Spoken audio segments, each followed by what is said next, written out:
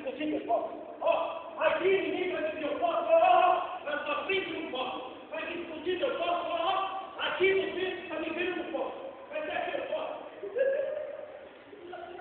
Quando a gente joga minha, quando era menor eu já fumava, tá ligado?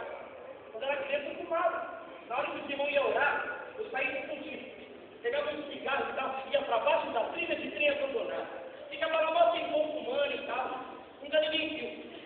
Aí passava o ciclone e tal, eu pegava, apagava o cigarro, pegava um chiclete para tirar o cheiro da boca e nunca ninguém descobriu. Nunca ninguém viu. Até que um dia, eu olhei para o céu e vi que eu estava escondendo de todo mundo. Mas eu não conseguia esconder de Deus. Eu estava me vendo. Porque a pensação na minha. Porque a Bíblia diz, né? Nada fica encoberto diante dos olhos dele. Eu estava me vendo o tempo todo. Eu consegui esconder do olho. Mas eu não consegui esconder de Deus. Porque a pensação na minha. Porque a pensação na sua, né? Qual a diferença? Qual a diferença de eu acender esse cigarro e dar um traguinho aqui? E pegar você e a sua namorada e colocar aqui na frente e fazer aquilo que você faz discutido com ela? Qual a diferença? Qual a diferença de eu acender um cigarro no altar do povo de Deus e mostrar como é que você faz para dar cantada na mulherada do seu trabalho? Qual a diferença? Nada a ver, né? Qual a diferença? Está na mesma, né? Até parece, né? Até parece que vai mudar. Tem gente que pode ter confiança na prática do pecado, já se acostumou, né? Qual a diferença? Eu sei que essa cena do cigarro é uma cena forte. Mas sabe, irmãos, aconteceu algo uma vez em um retiro de adolescentes, lá em Porto Alegre. Aconteceu algo que vocês continuar fazendo essa cena. Ali só tinha adolescente e tal, e eu comecei a falar do cigarro. E um adolescente começou a clamar, começou a falar com Deus. Ele chorava muito, porque esse menino tinha uma mãe muito inteligente, ela era professora de matemática, mas ela não conseguia parar de fumar de jeito nenhum. Estava completamente aprisionada pelo vício do cigarro. Aí esse menino começou a clamar e começou a ouvir os testemunhos que ele estava falando do cigarro.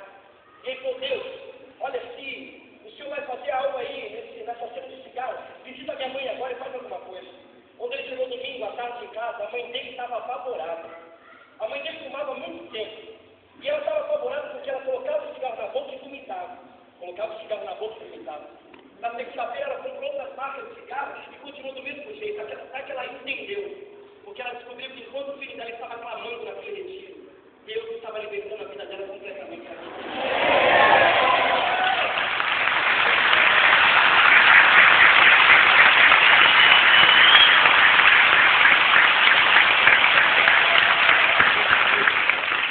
Uma outra moça, ouvindo esse testemunho, se lembrou da mãe dela.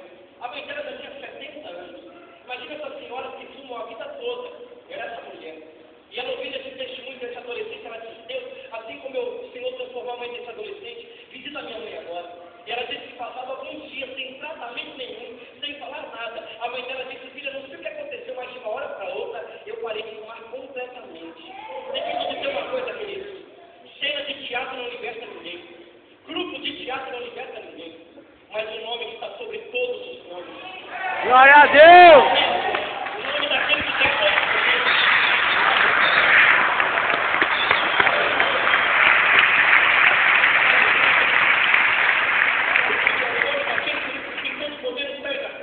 O nome daquele que te trouxe aqui nesse lugar, o nome daquele que tem a chave do inferno, tem a chave da morte, tem a chave da vida, o nome dele é Jesus Cristo de Nazaré.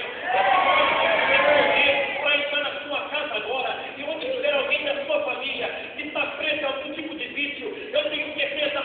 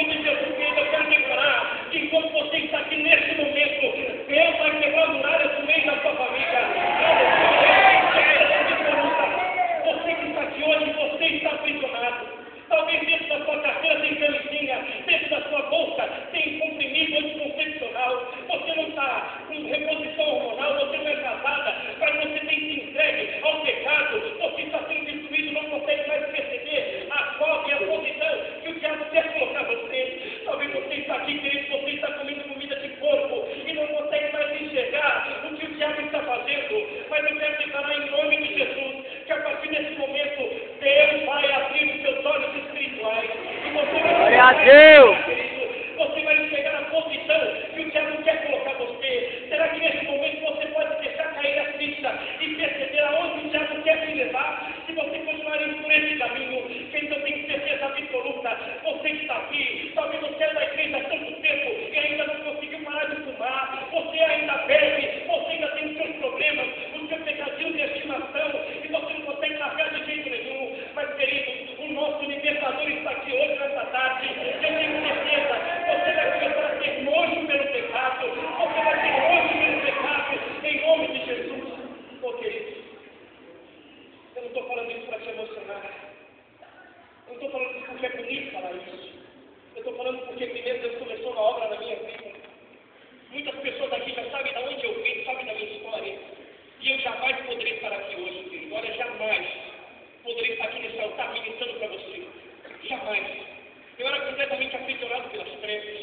Eu era completamente, perdia toda a minha adolescência,